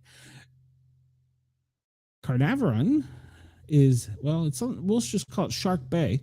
They're anticipating some precipitation, and it's relatively moderate, but it's staying off the coast. And they're predicting most of the precipitation today to be light and only across the Queensland coast in New South Wales. Not really much precipitation at all. The wind today, well, it's going to be relatively windy, but this high is still down here on the Tasmania side. It's kind of forcing all that weather and wind up to the north and west. For temperatures currently, and I'm sorry I use Fahrenheit to our Australian friends, Cairns 73, Rockhampton 63, Brisbane 65, 61 in Sydney, Melbourne, you're a cool 49, Hobart down in Tasmania, you are 51, 55 in Adelaide, in the center there, the country there in Alice Springs, 55. Ooh, it's warm up in the northern tropics already. 79 in Darwin, 78 in Broome, 75 in Port Hedland. And as we go to the east, it further gets a little chillier, all the way down to Perth, 60. So that is the current conditions in Australia. Let's hop up here, to the U.S. and see what our current temperatures are. We'll start off with our nation's capital, and it is 67, 75 Atlanta, 80 in Tampa, and it's probably about the same down in the Keys. Houston, you are 90. Odessa, 93. It looks like you are the hotspot for the day. Yeah, lower Texas there is where the winter is. And Detroit, 69. Milwaukee, 64. Chicago, 70. Louisville, 74. Memphis, 74. We can see this middle part of the country here is where that heat is coming down, and it's being pushed away. We're going to get a little break from it here in a bit, but right now we got some heat to put up with. Sioux Falls, you're 85. Omaha, 85. Kansas, 82. Tulsa, 83. And Dallas, 87. Get down towards the Gulf of America. In New Orleans, it is 82. 81 in Mobile. And Corpus Christi in Houston, you're in the 90s. Jump over to the left coast, the west coast, and we see that San Diego is a cool 63, while Redding is 62. And in the middle with San Francisco is 59. It's a cool, brisk day. 51 in Medford, 56 in Eugene. Up in Yakima, it's 62 degrees. And in Seattle, it is 58 and probably raining. At your current temperatures, let's take a look at some other weather things. The wind map for today. Yes, Chris, I've changed this one. This is this is from Weather Underground, by the way. This shows that little trough and how it's getting that little wedge and the wind coming in from the Pacific, and it's kind of wrapping around, going back up to Canada. So you're looking at gusts up to 45 miles an hour at the highest, 55 being the highest, maybe over Nevada and off of the coast. Up in New England, well, it's a little bit windier there because that front's pushing up there. It's mainly going to affect Nova Scotia, so it's not too much of a concern for us. And then the other wind, Florida along your Atlantic coast, maybe a little bit there at Jacksonville and in the Midwest, where we're concerned about that fire danger. I'm sorry, the Southwest, there's a chance for a little bit of wind in New Mexico. So we will keep an eye on that. And as far as freezing temperatures, yes, we're still talking about that on May 13th. There are some freezing temperatures expected tonight. Idaho could get down into parts of Idaho could get in the 30s. Parts of Oregon can get in the 30s. California in the 30s. The higher elevations of these areas, 36 in the higher elevations in Nevada. And over in Colorado, even there in the higher elevations, there's a chance for a frost or a freeze. So be weather aware. All right, so this is the biggest news story of the day, and it usually takes center stage during this time of year. It's the heat risk, and green is mild, and purple is, well, you're going to die. So we don't have any purple. Currently up in New England, it is yellow. That gets a little bit of break until you get down to the just north of the DC region, all of Virginia, all of the Carolinas, most of Georgia, Florida, wrapping around the Gulf of America, back over into Houston.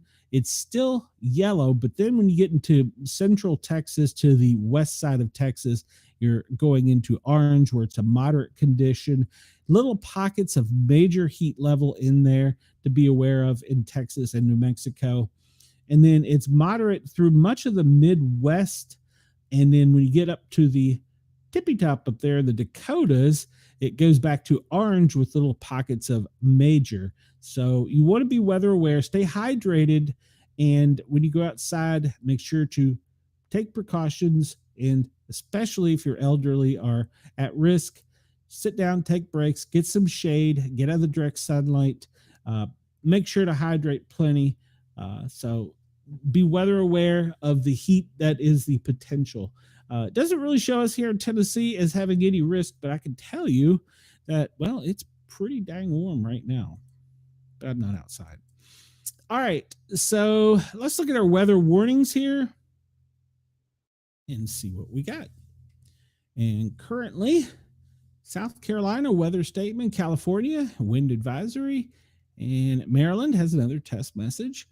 And Texas has already issued their heat advisory. They've issued it to several areas.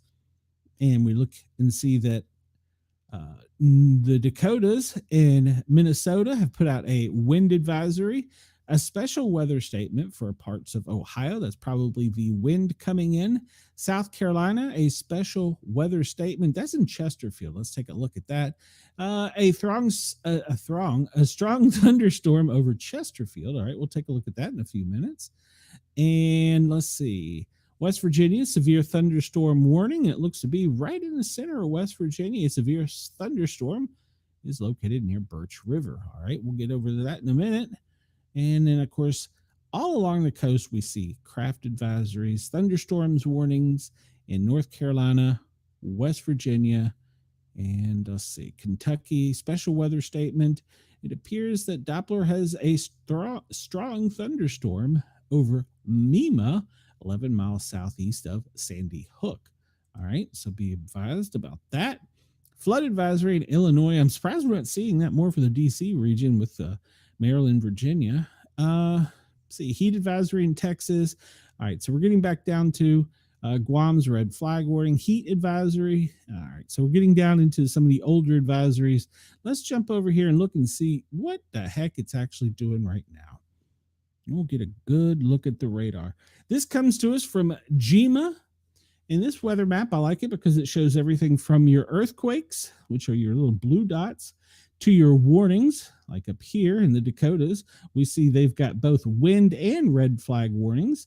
And then if you jump down, you can look at the small pockets of storms. And we see that Gadsden, I'm not sure where you are, Wendell, Gadsden is got a pretty strong little thunderstorm in Alabama. And then back over here to central Alabama, Tuscaloosa South, you have a pretty significant thunderstorm down there. Get up into the Tennessee. There's some here in the East Tennessee region. Nothing too severe. The pink here is still showing the 4.1 earthquake, the effects of it. And we have some thunderstorms back to our east. If I could push play on this, you would see that it's still got a little bit of a spinning rotation to it. With the worst part of this, I mean, we just see that it is hammering the DC, Northern Virginia area, going into southwestern Virginia, parts of West Virginia. That wraparound rain has just been really harsh and hitting them hard, even see down in Charleston and all the way down into Kentucky. We see the strong thunderstorms. That's going to continue. It's going to get off the coast a little bit to spin out, and you may see a rare thunderstorm tomorrow up in the northeast in areas we don't typically get them. But the area they were concerned about with possible tornadic events looks to be right here, centered off of the Outer Banks up to the entrance Chesapeake Bay and inland a little bit on the Chesapeake Bay. Those look to be the most severe areas where they're concerned with tornadic events. I do not see any tornado warnings or watches, however, on the map. All right, let's look and see what kind of electrical activity these things have.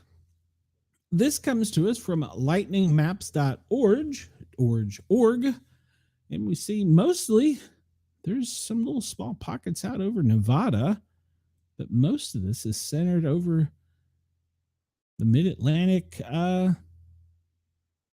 Appalachia Valley region, really, Tennessee Valley. And we can see here the strongest thunderstorms are south of Knoxville, all the way up through to the northeast in Lynchburg, and as far over as the Outer Banks, even up in Columbus, they're getting some thunder boomers up there. That's where the most electrical activity is at the moment. I could anticipate seeing this shortly. So that's where most of it is. Off the coast down there, Wilmington, and then out towards off the coast, you see some lightning activity. But the most of it, most current, is Charlotte. What is that? High Point up in there towards Greensboro, Roanoke, Lynchburg. You're getting some strong thunder and lightning.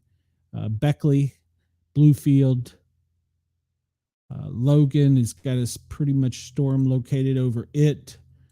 We jump down back to Virginia, Marion, Wytheville, getting towards Tennessee, Bristol, Mountain City.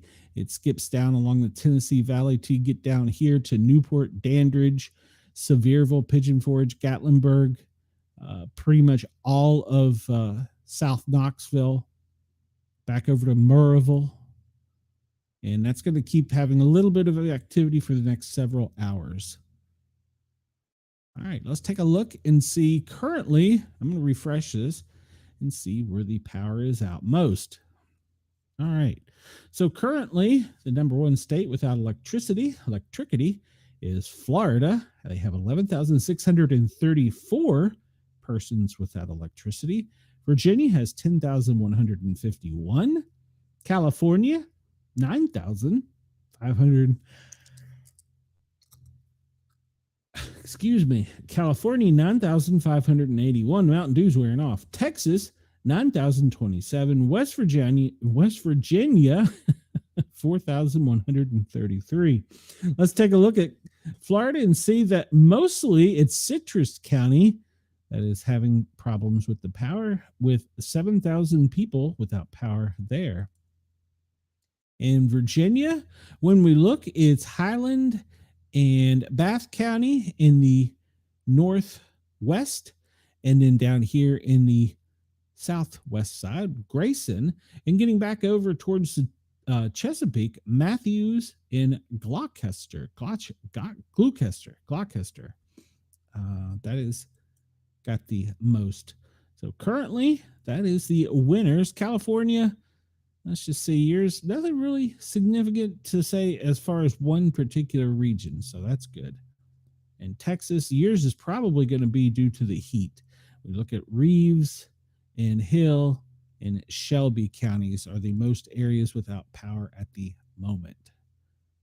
All right, let's go on to our next map. This map is our interactive air quality. I'm going to refresh it a little bit because these thunderstorms have moved the activity around some since I pulled the map up. And we see pretty much code yellow for all of Minnesota, part of Wisconsin. That's going to extend through the Great Plains, all the way down almost into Kansas City and into Kansas. Chicago, code yellow. St. Louis, code yellow. Over on the East Coast, you have New York, code yellow. Back to the left of that, you have Buffalo, Toronto, yellow. We jump down to the south, and we see there's a pocket over, well, it's to the southeast of Birmingham, and in Dallas, Oklahoma City, Tulsa, Austin, a little section down here, right at the Mexican border, it's code orange. And we see Los Angeles, you have a code orange. And we see that that is extending from Mexicali all the way back up across to the Rocky Mountains, Salt Lake City, Colorado, Cheyenne. You can all expect some poor air quality days. Zoom out up towards Seattle, up in there, pretty good. You get over into just north of Spokane into Idaho and back into Montana is where the next little bout of code yellow air is for the day. And let's look at one of my favorite maps now, the allergy map. I don't believe this map one bit. As you can tell by my sneezing some days. All right, so we look in pretty much all of the coastline from the Carolinas down to the Keys is clear and mostly inland all the way to the Appalachia. And then you see it's code green, and that extends pretty much to Texas, where it starts to turn a little bit deeper orange into a red as it goes further west. And we look up in the Northeast, and, well, they're looking like they're having a fairly decent day in the tip of New England, but you get down to Vermont, New Hampshire, it's code yellow extending back over upper New York. When you get down closer to Jersey down in there, New York City, you're looking at a code red for tree pollen. So that's your tree pollen map. Your breathing index map for the day. The people that will be having the worst difficulties breathing will be out in the Four Corners region, and you can expect there, probably from the heat in the pollen is where that will be. We'll take a look and see if we can see where the aches and pains map is. Yeah, it looks like mostly up in Canada, DC, Maryland, Virginia, that little section right there going up into Jersey, Pennsylvania, that little section on the East Coast, Philly, Jersey, New York, all that. Well, it's going to be achy and painy. Out here in the Colorado Rockies, it looks like the west side for the aches and pains index. This comes to us via the Weather Channel if you want to go check it out. Currently, it's 73 where I am at in Knoxville, Tennessee. All right, we're going to look at the smoke map. I'm not using this for fires. This is from USA Today because this shows every little fire. And we see that the smoke conditions are pretty much from Oklahoma up to, well, Chicago and then back to the west. All of that area where there's large fires and there's small fires, all smoky there. That's going to be crossing down from Canada, the Canadian fires, with upstate New York affecting Vermont and New Jersey and New York. And we can see that down on the south side of the country, the Gulf of America, pretty much if you're a Gulf worker and you're on an oil rig out in the Gulf of America, it's a smoky, hazy day. We'll take a look and see how that's affected with our winds currently here in just a moment. While we were talking about fires, we see that up here where the biggest fire dangers are, Canada already has several fires up to the north into the west that are burning out of control.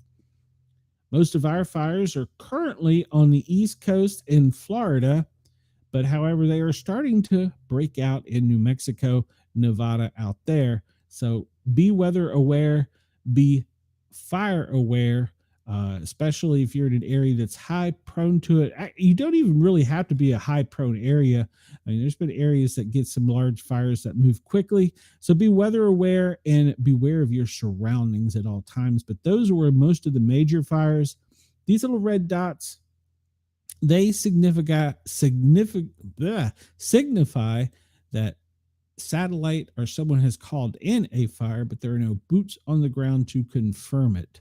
So some of this could be sparked by, we saw that electrical activity up here in the greater mid-Atlantic region all the way down into the short south. That could also be some of that. So let's look at the overall pictures of the pollen as it travels around the globe. And so we see the fires up in Canada, that smoke is being pushed down and getting convection over the Rockies into the central portion of the U.S. And the fires in the Appalachia, all that smoke and smoke from fires down in Guatemala and Mexico is being pulled up into the Great Lakes region. So that whole area is getting caught with that. While at the same time, that little bit of air that's just not moving much along the Great Lake regions back over to New York, you're just sitting there with some smog and smoke. I don't see much dust coming across and coming into our jet stream or smoke from the fires in Africa or South America at the moment. But as you can see, they are quite significant if you look over there towards Libya, Egypt, Saudi. All of those areas are smoky and high pollutants, pollutants in those areas. If you really look over here into Afghanistan and over towards Asia, you see several areas of orange. Now, Australia, you're totally different from us. Yours is pretty much good air quality. Maybe some around the lower west side, on the southwest side, Canberra, Sydney, Melbourne. Down in that area, some slight smoke from some of the fires, but it's pushing it up and away, and it's really not that bad, except for maybe in the central part of the country where it's meeting at trough coming in from both the east and from the south and going back across the continent. So, but all of that is being pushed off to the west. You're pushing it all into, what is that? Tijuana? No, I don't know. Where is that? I don't know. I'm going to leave that geography lesson for another day. This is our perfect, big, beautiful globe that is a fan favorite. If you look at this is the wind speeds. They're greater with the darker green, and you can see the circular activity. This is the winds reported by computer satellites, all mixed with AI, giving us a big, beautiful, perfect, round, blue globe showing how the winds are mixing. We see that there's nothing in the Atlantic, there's nothing in the Gulf, and there's nothing really in the Pacific or up towards Alaska. The only fronts that are really pushing are the ones we discussed that are pushing off the shore into the northeast. And with those Pacific winds coming and hitting the Rockies, that area is the windiest, along with that winds coming out of the Gulf of America, following the Rockies up into the great northern states of Canada. And down in South America, you look to be having a relatively wind-free day. Over in Africa, you can anticipate, well, it's going to be a mixed bag, but if you're on the western coast of Africa, you can expect some winds up here. We jump over to Asia, Europe, those parts of the world, it's not very windy at the moment. That probably explains some of the high pollutant areas. Jump down to Australia, and it was as we showed you on the other map. Your winds are coming from the from the east going to the west, and from the south merging in the center of the continent and going back to the west. And aside for those thunder boomers, really over along the shorelines on the east side of the country, you're going to have a pretty calm, warm, or decent day. It'll be a little chillier down south and to the southwest, but for the most part, it's going to be a pretty warm, windy day. Go out and enjoy it. All right, so that is our wind with the big, beautiful, perfect globe. Our space weather conditions. Oh, well, the first time we've seen it in a while. It's an R3, which is strong, and that means that there could be radio blackouts possible. Loss of radio contact for about an hour on the sunlit side of the Earth is possible. All right, let's look at the aurora. Remember last night was the flower moon. If you got a chance to go out and see it, the aurora appears to pretty much not be doing anything crazy and staying up in the Great White North and not dropping down into the lower 48. All right, there you have the aurora. Let's see how to get out of that right there. And all right, so this we didn't get a chance to talk about yesterday. And we're going to hit it briefly. We're going to talk about the influenza first off. And this is stats updated May 3rd, which is the most recent ones. And we see that anywhere where it's green, darker green, it's minimal. It's pretty much all of the South up into the mid-Atlantic, except for Maryland. They are still having some flu activity that is mild.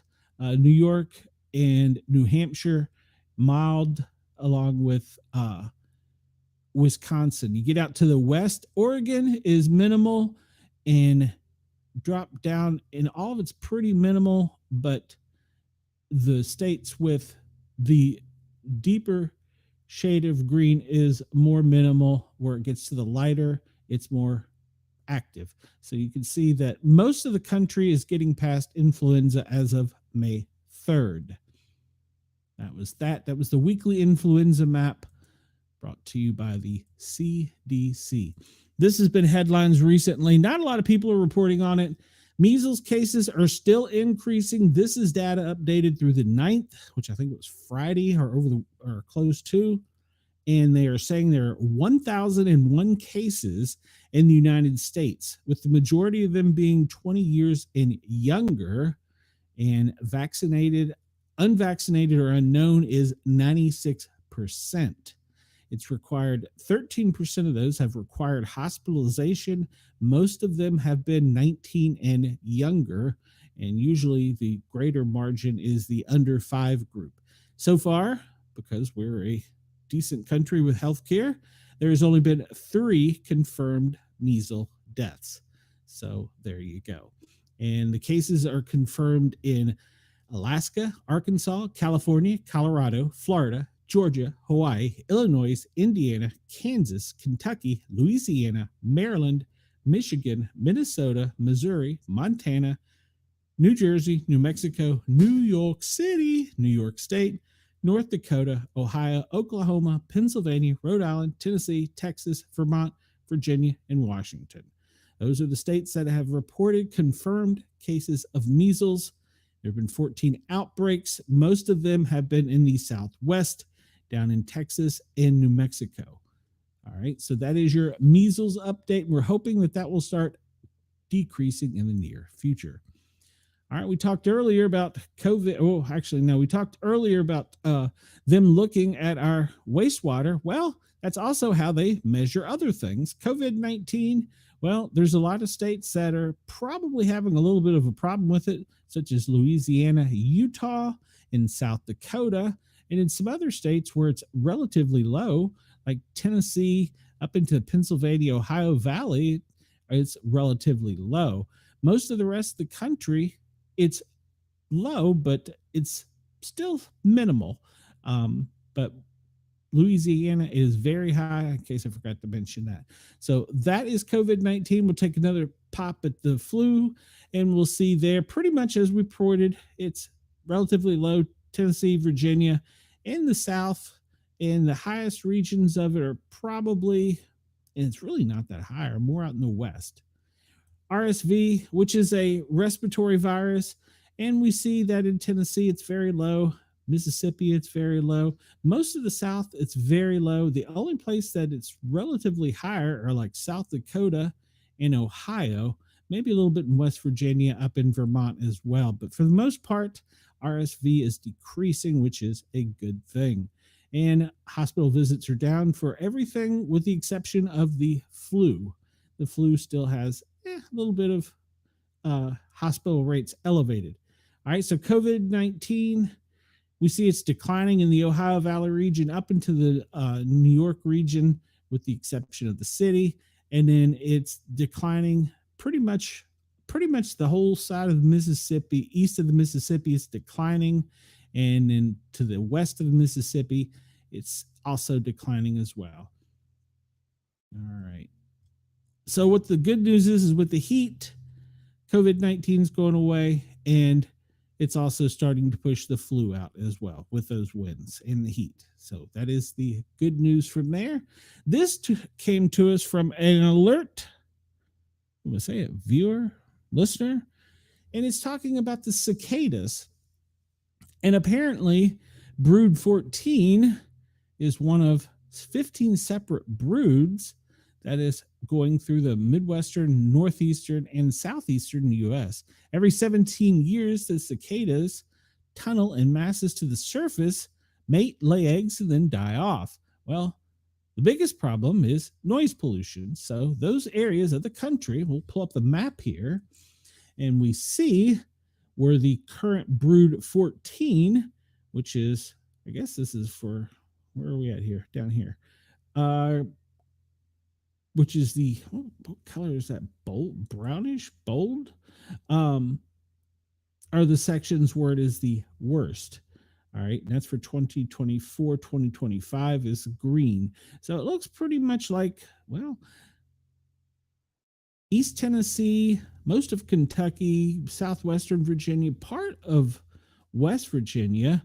Those are the areas that are going to be affected the most for 2025. So it is quite noisy if you go outside. God, yeah, map keeps getting bigger and bigger. All right, there you go. Oh, nope, there we hit again. And you can see most of that is east of the Appalachians, most of Kentucky, tip of West Virginia, up into southwestern Virginia. You can see where the areas for us this year will be the worst. Am I reading that right? Yeah, 2025. So there you go. The green counties. And my county is one of them. So there you go. Well, my county where I'm at currently. All right. So that was brought to us by a listener or viewer, I guess. I don't know. All right. So latest earthquakes. Let me refresh this to make sure we've got the most accurate data, which we do. 3.3 in Western Turkey is the most recent one, and that was 5 hours 36 minutes ago. So there hasn't been a whole lot of shaking for a while. And let's see, the last one reported in the United States. Let's see, how far back do we have to go? And it looks like we have to go back a bit. Yeah, we're back into yesterday, and it doesn't look like there was any yesterday. So within the past 24 hours, I say that, and here we'll start rocking and rolling. See soon. Nothing in the States. Good news. Now, we do know down here, not down here, over in Hawaii, Kilauea has been quite active. And then the one up in Pennsylvania, the Spur volcano, is expected to become quite active. But Kilauea has been very active over in Hawaii. Those are the only volcanic areas. And if you look and see at the little red dots for earthquakes, see it's at a minimal at this time for the past 24 hours. Stay with it. It'll probably change. And this is the volcano map where we talked about up there. The Spur and Kilauea are the ones where they are currently watching them. They're code orange. And once again, looking at the earthquake shake map, we see earthquakes greater than 2.5 in the past day, with the most recent one being in the middle of the Atlantic Ocean at a 3.6. That is good news.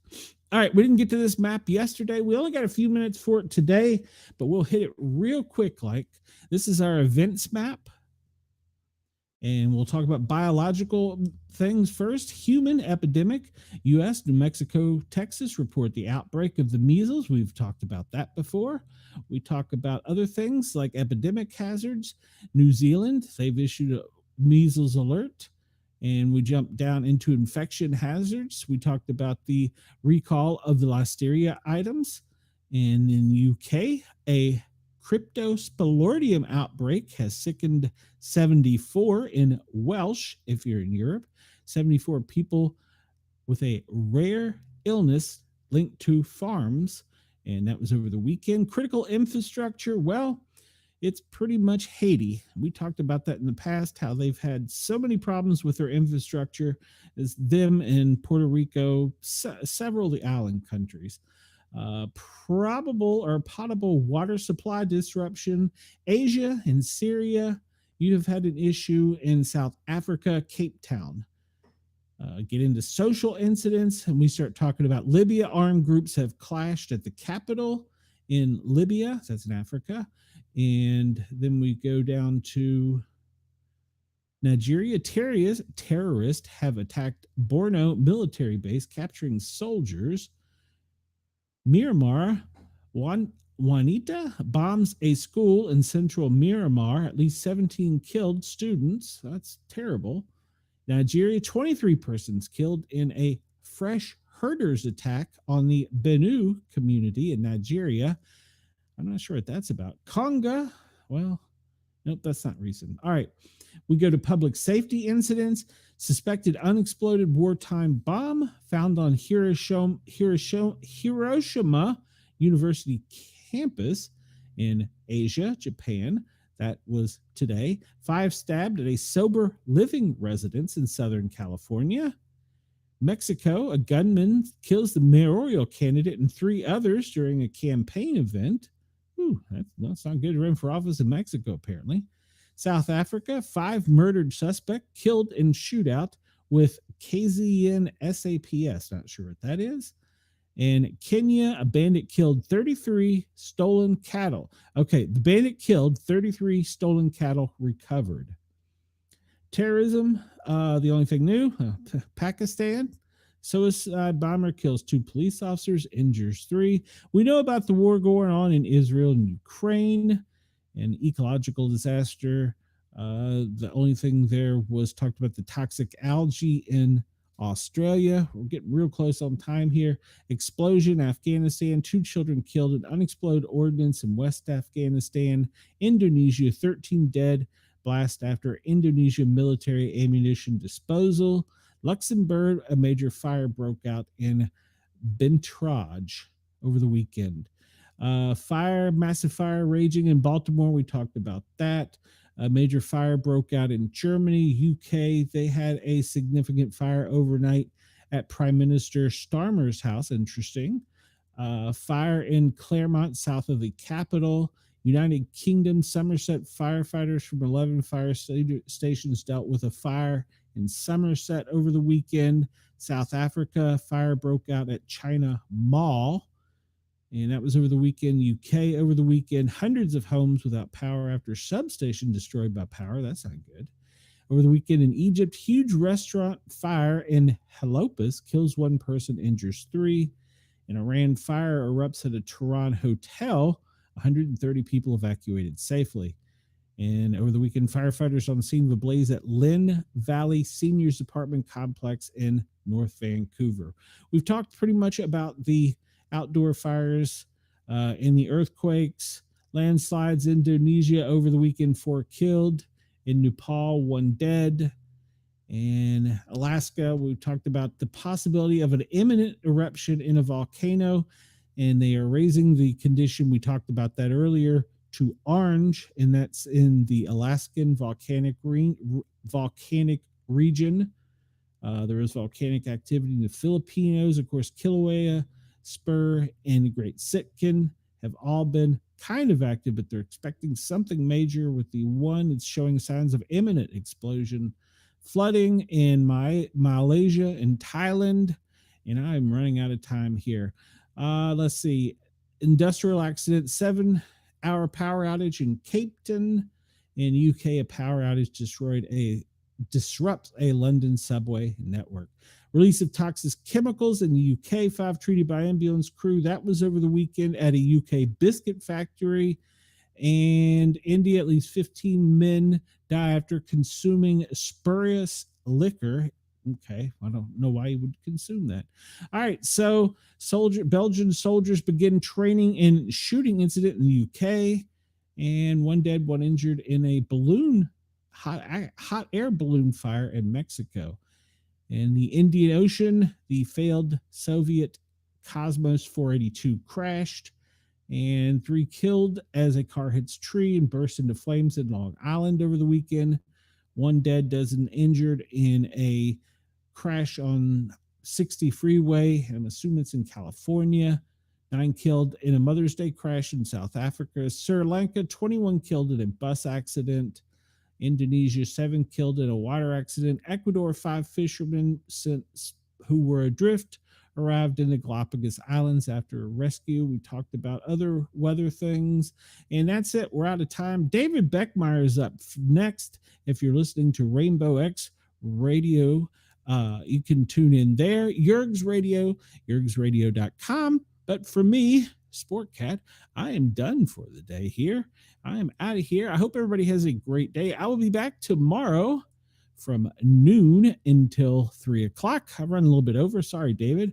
I'll let you go and have your network back to regular programming at Radio Yergs, Rainbow Radio, and Radio X. We will see you tomorrow over there soon. All right. So we are off the air with them. Everybody here on YouTube, thank you. Wendell says he just got done washing dishes and a storm is coming. Well, Wendell, I am so glad to hear you're domesticated. All right, everybody, have a great day. I got to find my music to get me out of here because apparently I played the wrong one when I started the show. I don't know. It's just one of those days. I seem to have a lot of those days, but hopefully in the near future, things will return to normal. Well, we'll see. All right, everybody, have a great day. I am out of here, and let me see. I got to hit my trademark exit here. In case I don't see you, good afternoon, good evening, and good night. That's right. In case I don't see you, good afternoon, good evening, and good night to no matter where you are and what part of the world. Have a good day, good night, good evening. Stay safe, stay sound. Sportcat is out. I will see you tomorrow right here, same bat time, same bat place. KG says he'll see us in 22 hours. That's it, KG. You got it.